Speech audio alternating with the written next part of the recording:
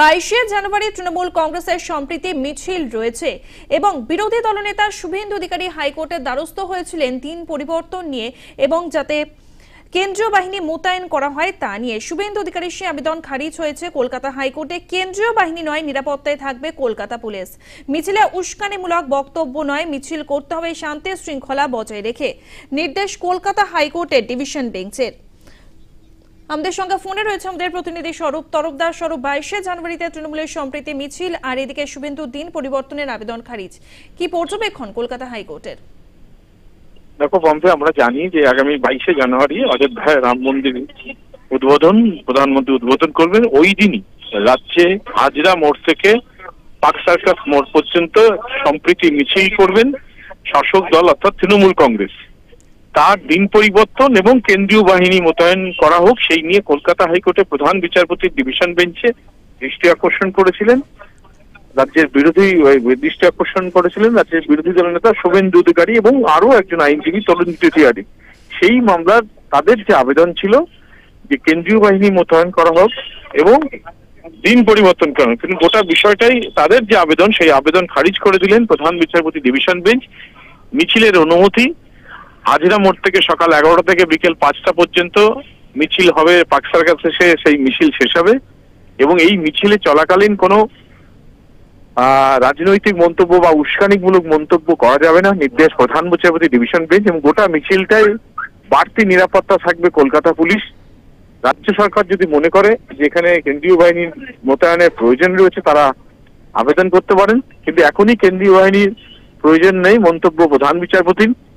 অর্থাৎ শুভেন্দু অধিকারীর যে আবেদন সেই আবেদন খারিজ করলো প্রধান বিচারপতির ডিভিশন বেঞ্চ সম্প্রতি যাত্রা নিয়ে। ধন্যবাদ পম্পি। 22শে জানুয়ারিতে তৃণমূলের সম্প্রীতি মিছিল রয়েছে, মিছিলের দিন পরিবর্তনের আবেদন খারিজ হাইকোর্টে। শুভেন্দু অধিকারীর আবেদন খারিজ হয়ে গেল কলকাতা হাইকোর্টে। শুভেন্দু অধিকারী হাইকোর্টে মামলা করেছিলেন এবং সেখানে তিনি আবেদন করেছিলেন 22শে জানুয়ারি মুখ্যমন্ত্রী মমতা বন্দ্যোপাধ্যায় যে সম্প্রীতি মিছিল ডেকেছেন সেই দিন পরিবর্তন যাতে করা হয় আর কেন্দ্রীয় বাহিনী মোতায়েন করা হয়। তবে শুভেন্দুর দিন পরিবর্তনের সেই আবেদন খারিজ হয়ে গেল কলকাতা হাইকোর্টে। পাশাপাশি জানিয়ে দেওয়া হয়েছে কেন্দ্রীয় বাহিনী নয়, কলকাতা পুলিশের নিরাপত্তাতেই হবে মিছিল। মিছিলে উস্কানিমূলক বক্তব্য নয়, মিছিল করতে হবে শান্তি শৃঙ্খলা বজায় রেখে।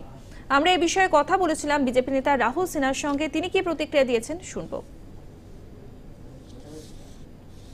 আদালত যদি কোনো আবেদন খারিজ করে দেয় তাহলে তো স্বাভাবিকভাবে কারো কিছু বলার এখানে থাকে না, আদালতের রায়কে তো মানতেই হবে। কিন্তু আমরা এখনো মনে করি যে সম্প্রীতির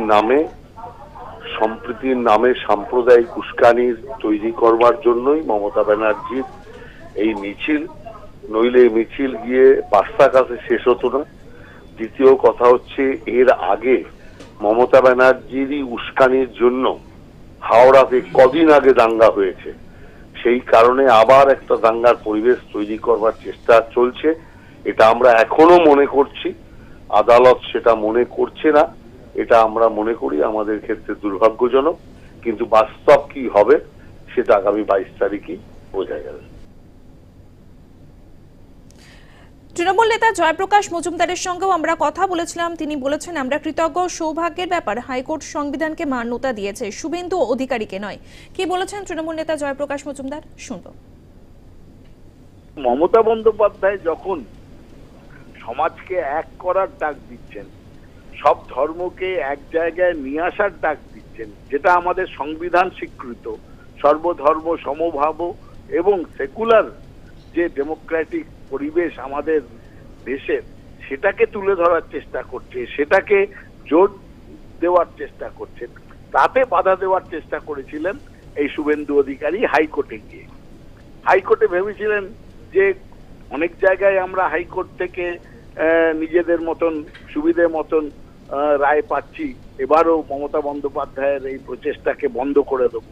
কিন্তু খুব সৌভাগ্যের ব্যাপার যে হাইকোর্ট এই ক্ষেত্রে সংবিধানকে মান্যতা দিয়েছেন, শুভেন্দু অধিকারীকে মান্যতা দেননি।